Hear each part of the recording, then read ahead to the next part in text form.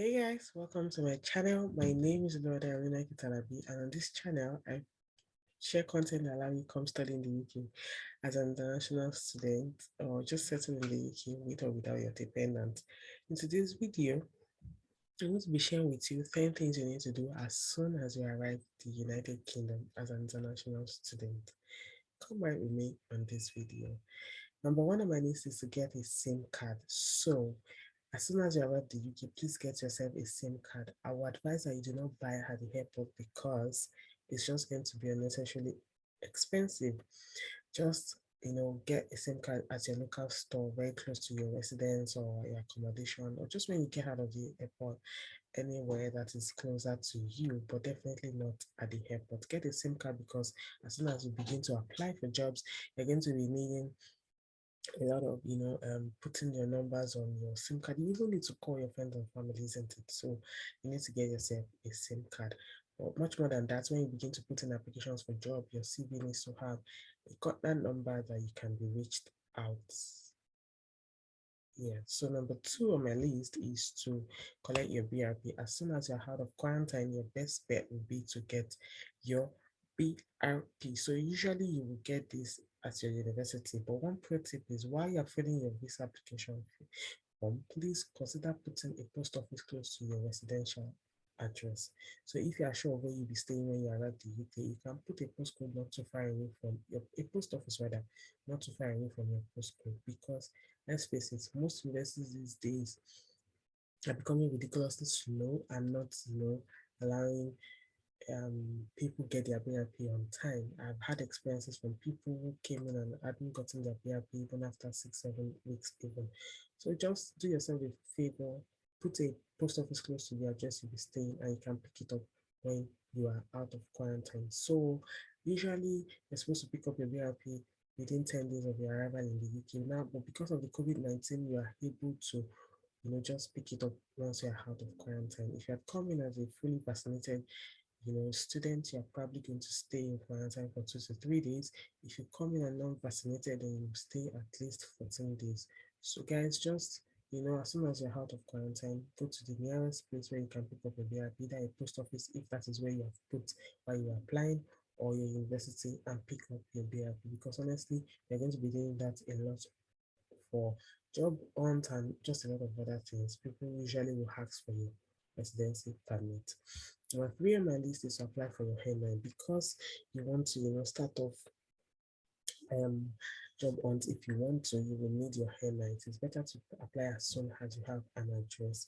You can use a share code or your reference number while you are preparing to apply for jobs if it hasn't arrived. But please apply for your HENA as soon as you arrive in the UK. The HENA is a unique number that is um, attached to you as an individual, and it's usually once in your lifetime. So yes, apply for it as soon as you arrive. All you need is just a stable address because it will be delivered in the post. So you need to have an address to be able to apply for it.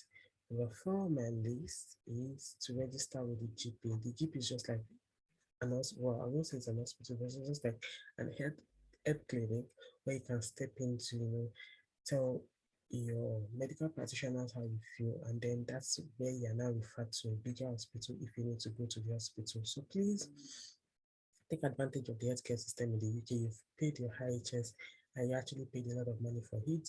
So as soon as you arrive, try to register with a GP. There's usually one that is close to your address. Every single home in the UK has a GP not far away from it. So yes, just look for the one closest to your postcode and go register.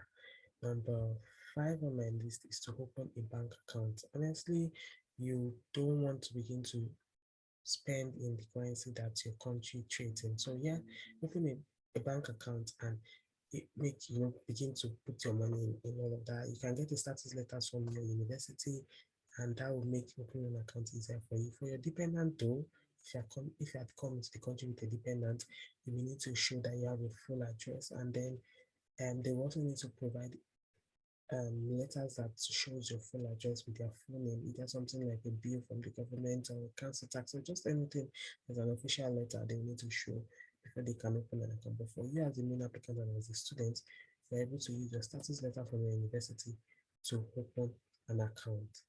Now, because opening an account is a bit tad stressful because of all the documentation. You can just try opening online banks temporarily. There are a lot of them. There's Revolut, there's Monzo. I'm going to drop my link below. You can just use my link below to open a Revolut account. Monzo, there are just a lot of all these online banks. At least I have tried Revolut and I can tell you that it's tested and trusted.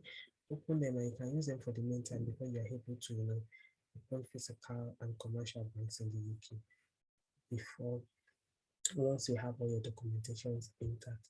Number 6 on my list is to create a CV, a UK style CV. I cannot even underestimate the fact that resumes are important to job hunt in this country.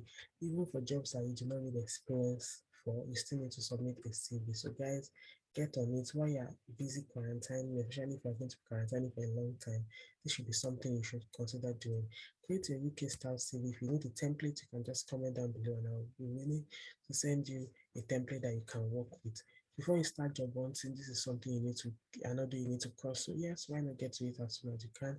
Create your CVs, your resume, cover letters the way it is, in the UK. So yes, just change everything, edit everything on your CV and let it work for the UK system.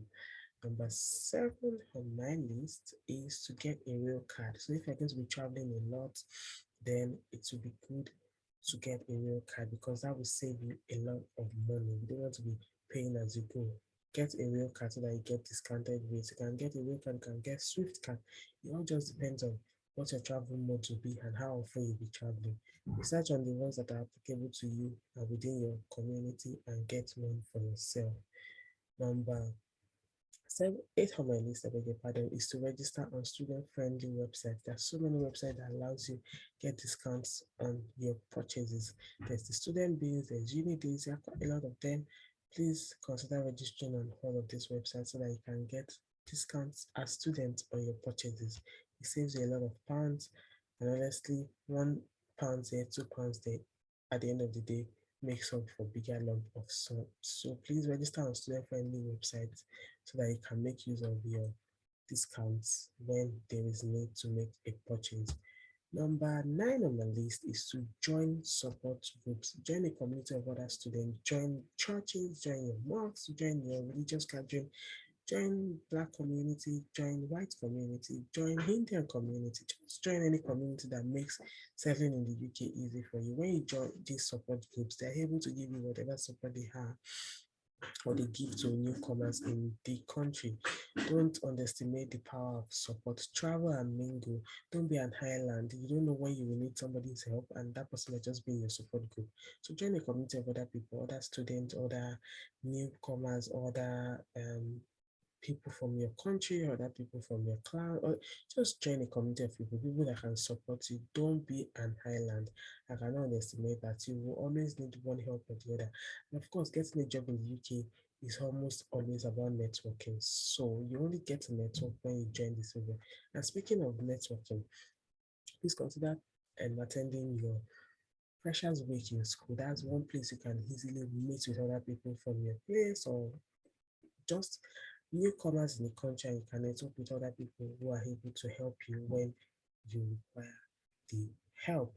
And number 10 on my list is to enjoy the British way of life. I hope that you are now in the United Kingdom and you can begin to think about what the people, the culture, and the weather is like, the food. They said there's no bad whether it is just bad clothing. Please begin to acclimatize yourself when you're in a room like the Romans. Enjoy the British way of life. Welcome to the United Kingdom. And please learn the way of the people, the culture, the food, the weather. Just explore. Have an open mind. Don't kick against change. That's the only constant thing in life. And I do hope that you find all of these points very helpful and makes settling in the country easy for you. Thank you so much for watching. If you have watched up until this point and you've not subscribed, please consider subscribing, share this video, comment, like, share, and I will definitely see you in my next video. Bye.